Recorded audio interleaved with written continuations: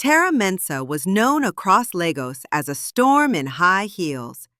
Every morning before the sun fully cleared the lagoon haze, she swept through the glass doors of her Victoria Island office tower, phone pressed to her ear, bag on one shoulder, laptop on the other. Drivers and receptionists stepped aside instinctively. Terra was the CEO of a fast-growing tech firm, a woman whose name carried weight in boardrooms from Lagos to London. But every night, when the city lights flickered on and traffic choked the roads, her mind drifted not to profit margins or investor calls, but to the images waiting at home. 4 children in a big, beautiful Lekki house. Toys scattered across polished floors. School bags dropped by the door like unanswered questions. Most evenings, the house was full of sound, yet empty of presence.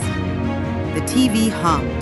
The generator rattled. Cartoon voices shouted from the sitting room. The wall clock in the living room crept past 9, then 10. The children, in faded pajamas, sprawled across the sofa and rug, their eyes cutting now and then to the front door, quietly hoping it would swing open and pour their parents into the room.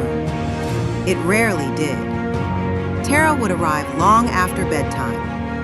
Sometimes she found 1 or 2 still awake, pretending to sleep when they heard the gate. She would kiss a forehead in the dark, whisper a distracted, "Good night, darling," and retreat to her laptop like a second office. Her husband, Kunle, a consultant who lived out of suitcases in airport lounges, came and went on flights and deadlines. The children had learned the pattern. A flurry of hugs one weekend, a suitcase by the door, and then another stretch of absence measured by video calls and dropped connections. One Saturday morning, after too many weeks of tired arguments and rushed school runs, Terra and Kunle stood in their Lekki compound, side by side, under the watching eyes of the security man and their own children, interviewing a line of young women. "We need help," Kunle said quietly, though it sounded more like an admission of defeat than a statement. They had tried maids before, some lazy, some careless, some simply overwhelmed by the scale of the house and the restlessness of the children. Terra no longer trusted easily. She watched each candidate with sharp eyes, weighing posture, speech, and the way they glanced at her children. Most of the girls in the line shifted nervously from foot to foot, clutching small bags, eyes dropping respectfully to the ground. Then, in the center of them, she saw her. The young woman wore a simple, clean dress and flat sandals. Her hair was braided neatly away from her face. She stood without fidgeting, her hands resting lightly at her sides. Her skin had the smooth, deep glow of someone who had known both sun and river air, and her eyes, when she raised them briefly, were soft, steady, and strangely old. "What is your name?" Terra asked her. The young woman spoke in a calm, low voice. "My name is Chiamaka, Ma." The name settled in the air like a feather. As the questions went on about her past employers, her village, her reasons for coming to Lagos, the children tugged at their mother's trousers, peered from behind her legs. The youngest, 3-year-old David, slipped free and toddled straight toward Chiamaka, tiny fingers stretching. Chiamaka bent just enough to offer him her hand. David took it without hesitation, as if he had been reaching for it all his life. Terra watched this, unease pricking the back of her mind. Children were not drawn to strangers so quickly. But David was already smiling, his fingers wrapped around the maid's. "We'll take her," Kunle said at last, after the interviews, when they stood by the living room window. Terra hesitated. There was nothing she could name as a fault. The girl had answered well, her references checked out. Yet something about her stillness unsettled Terra, the way she never seemed nervous, never seemed to reach or grasp like the others. Children settled the matter for them. By the time the couple turned back, the kids had already clustered around Chiamaka, 8-year-old Tenny leaning against her knees, 6-year-old Fola sitting almost on her feet, and 10-year-old Sade hovering just behind, pretending not to stare. Chiamaka looked as if she had always belonged in the center of that ring. They hired her. From the first week, the house began to change. It was subtle at first.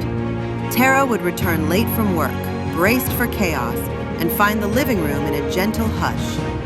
The toys that used to cover every inch of the floor now rested neatly in baskets. School bags lined the wall in a tidy row.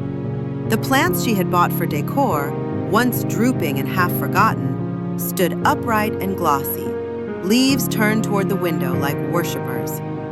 On weeknights, instead of the TV blaring cartoons until the children fell asleep in front of it, she found the screen dark and the kids already in bed, breathing steady and deep. From the corridor, she would hear a low voice drifting from the children's room, a voice telling stories. One night, curiosity overcame her. She moved softly down the corridor and paused at the doorway of the smallest bedroom. Inside, Chiamaka sat on the floor, back against the wall.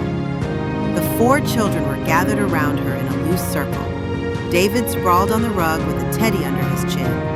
Fola curled at her side, Tenny leaning back against the bed, and Sade cross-legged near her feet. Only a small lamp glowed on the bedside table, its warm light softening their faces. Chiamaka's voice was low and musical as she spoke.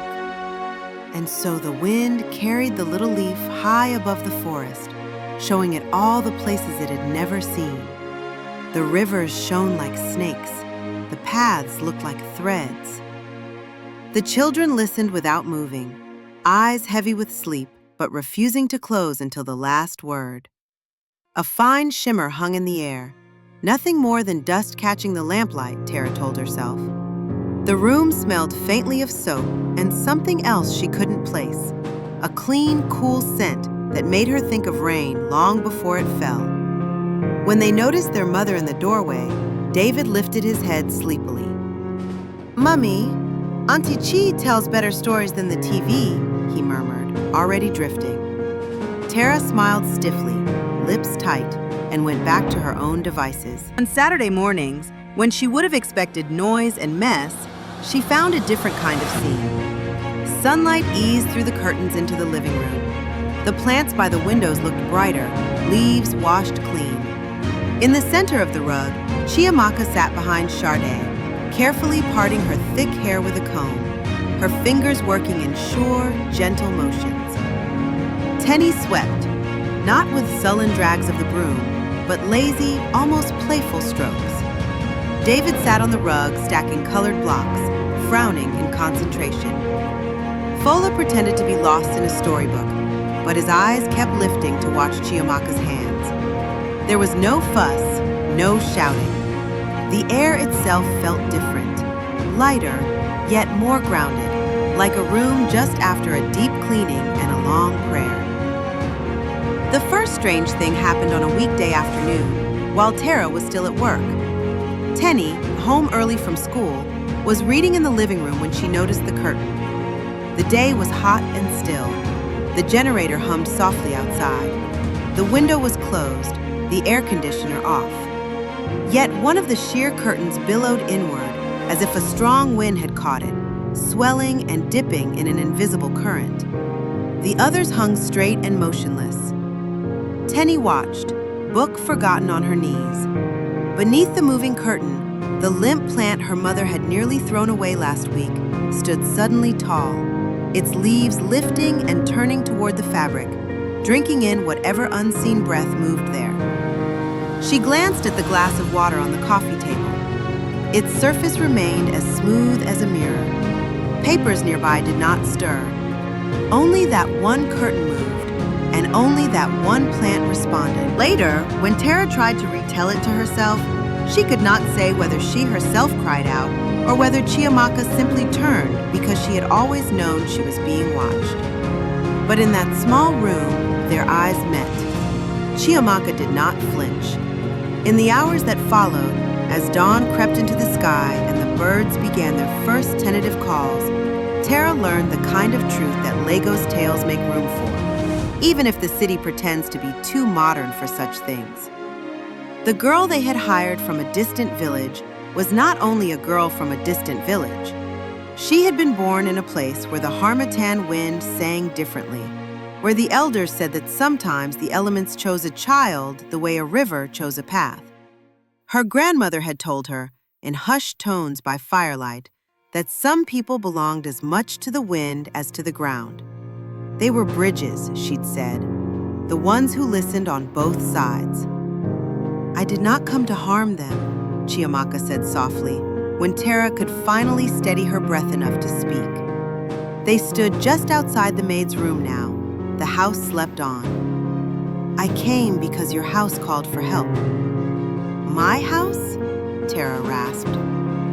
We sent for you. We placed an advert. You called with your worry, Chiamaka replied.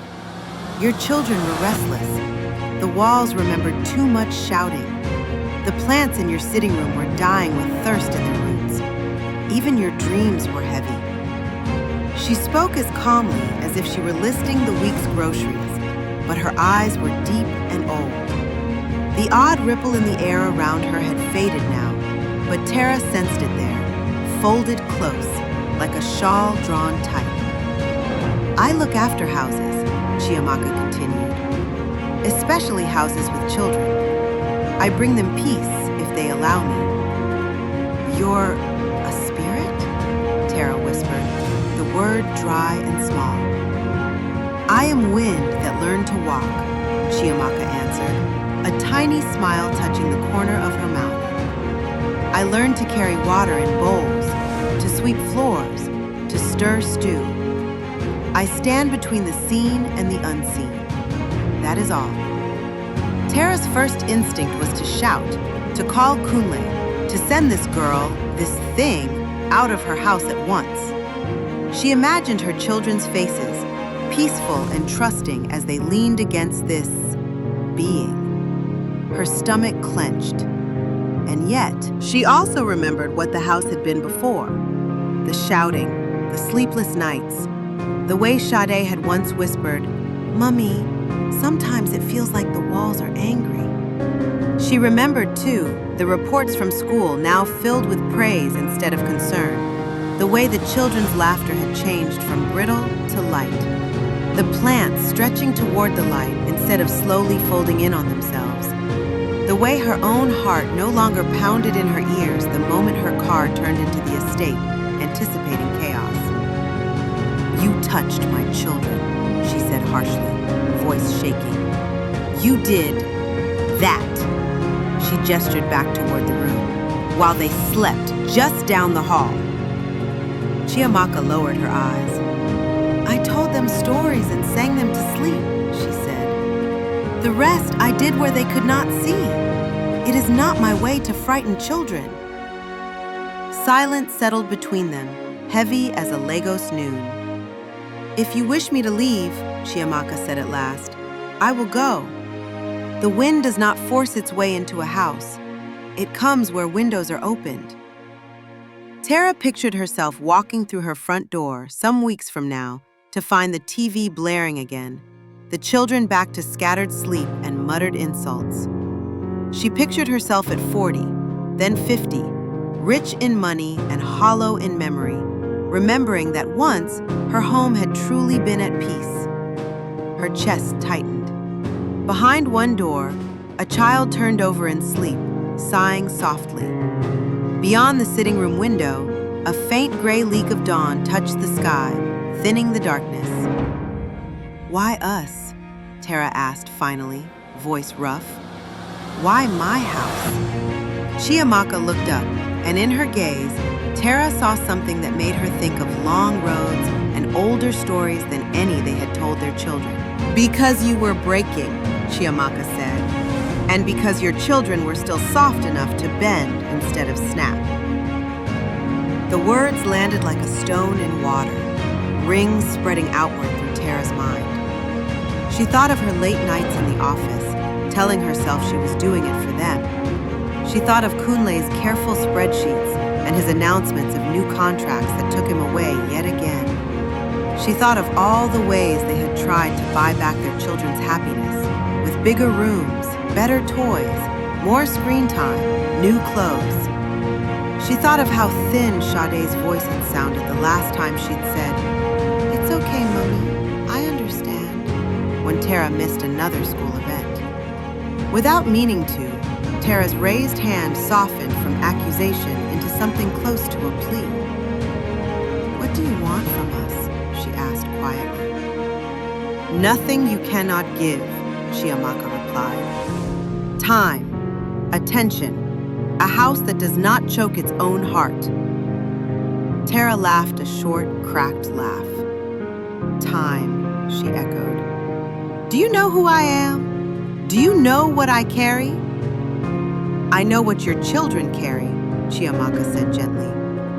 "That is heavier." The first birds began to call outside, small, sharp notes cutting through the thinning dark. In the children's room, a small shape shifted under a blanket, then stilled. Tara looked down the corridor toward their doors, then back at Chiamaka. "If I let you stay," she said slowly, choosing each word, "if I allow this, if I trust you with them, what happens when you go? Wind does not stay always. What will they do then?"